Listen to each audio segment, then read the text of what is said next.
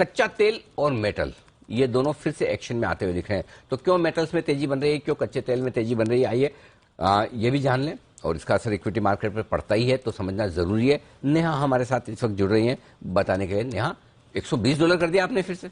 Sir $120 अभी तो शुरुआत है। आज हमने एनर्जी एक्सपर्ट तनेजा जी से बात की थी। ऑलरेडी उन्होंने इस बात का जिक्र किया कि ये जो $20 से $30 हम देख रहे हैं ये प्रीमियम है। आइडियली $100 के नीचे होना चाहिए कच्चा तेल, अगर हम सप्लाई डिमांड की स्थिति को देखें। और उन्होंने कहा कि जिस तरह की यूक्रेन वॉर का और जो पॉलिटिकल टेंशन बने हुए हैं, $125-130 के लिए भी आप तैयार रहिए यहां से। तो खैर वो बात तो अलग है, लेकिन आज की तेजी जो कच्चे तेल और हमने मेटल्स में बनती हुई देखी है, 2-3 कॉमन फैक्टर्स के चलते हैं। एक तो है कि अमेरिका में ड्राइविंग सीजन की शुरुआत हो चुकी है, मेमोरियल डे की छुट्टी है, वहां पर डिमांड बहुत तगड़ी निकल कर आ रही है। और याद रखिए कि अमेरिका ने यहां पर जिस तरह से अपने स्ट्रेटेजिक पेट्रोलियम रिजर्व से कमिट किए हैं तेल सप्लाई को, ग्लोबल सप्लाई को सपोर्ट करने के लिए, उसकी वजह से उनकी इन्वेंट्री रिकॉर्ड लो पे चली गई है। रिफाइनिंग एक्टिविटी रिकॉर्ड स्तर पे पहुंच चुकी है उनकी, और ये कारण है कि कच्चा तेल बहुत तेजी से यहां पर बढ़ा है। चीन 1 जून से शंघाई में बिजनेसेस खुलने की संभावना दिखाई दे रही है। बीजिंग में पब्लिक ट्रांसपोर्ट मॉल्स वापस से शुरू होने की बात हो रही है। इन सबके एक्साइटमेंट में कच्चा तेल और बेस मेटल्स भी भाग गए हैं। इनफैक्ट मैं चाहूंगी कि सामने जो बेस मेटल्स हैं इसमें हम लगातार कवरेज दिखा रहे थे और मंथली परफॉर्मेंस बता रहे थे। 19 मई को अगर आप नजर डालेंगे तो सारे जो मेटल्स हैं उसमें नेगेटिव रिटर्न्स हैं वो डबल डिजिट के थे। और सबसे ज्यादा नेगेटिव रिटर्न जिंक, निकल, एल्यूमिनियम में देखने को मिला था, लेकिन अब वो सारे सिंगल डिजिट में आ गए हैं।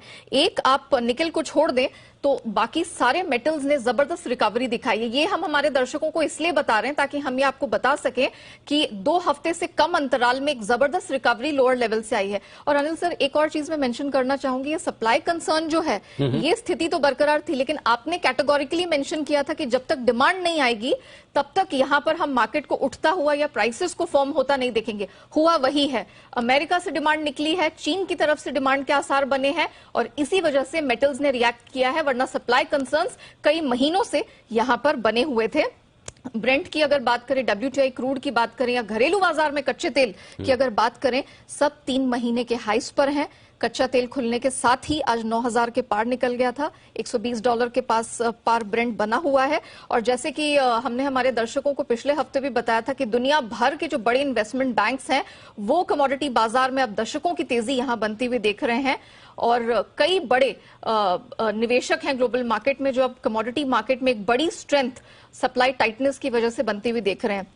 तो ये तमाम मोटे फैक्टर्स हैं जिनकी वजह से कच्चे तेल, मेटल्स में हमने तेजी देखी है। डॉलर इंडेक्स ये 1 महीने के लोस पर है, तो इन सब का सहारा हमने कमोडिटी मार्केट खासतौर से मेटल और कच्चे तेल को मिलता देखा है। तो इसलिए आप देख रहे हैं सारे कमोडिटी लिंक्ड प्लेस वापस एक्शन में आ रहे हैं। स्पेशली मेटल काउंटर्स देखिए, यहाँ पर एक रिबाउंड आ रहा है। चाइना के खुलने की तैयारी है और उसका इंपैक्ट आते हुए दिख रहा है। अभी थोड़ी देर पहले बसीत साहब हिंदुस्तान कॉपर की बात कर रहे थे। रेन इंडस्ट्रीज अच्छे मूवमेंट में आ रहा है। बाकी मेटल स्टॉक्स भी एटलीस्ट डेज लो से तो रिकवर होते हुए दिख रहे हैं।